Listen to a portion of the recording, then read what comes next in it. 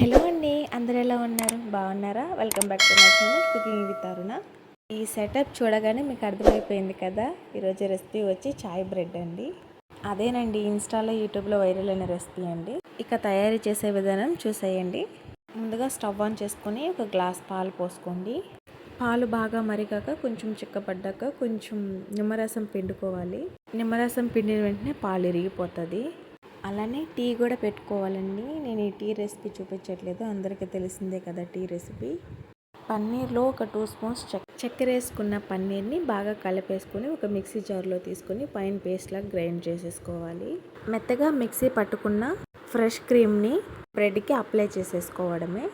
బ్రెడ్కి బాగా అప్లై చేసేసుకోండి. మీకు నచ్చితే థిక్ లేయర్గా కూడా అప్లై చేసుకోవచ్చు, లేదంటే కొంచెం కొంచెంగా లైట్గా అప్లై అయినా చేసుకోండి.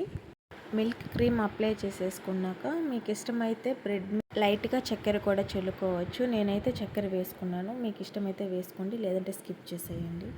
ముందుగా టీ పెట్టుకున్నాం కదండి, ఆ టీని స్ట్రైన్ చేసేసుకొని బ్రెడ్ మీద పోసేసుకోవడమే.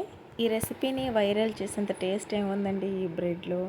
మరీ టేస్టీగా ఉందని మాత్రం చెప్పలేమండి, ఏదో కొంచెం కొంచెం బాగుందండి.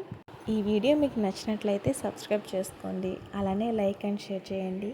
మీ ఫ్యామిలీ మెంబర్స్ కూడా షేర్ చేయండి. Thanks for watching.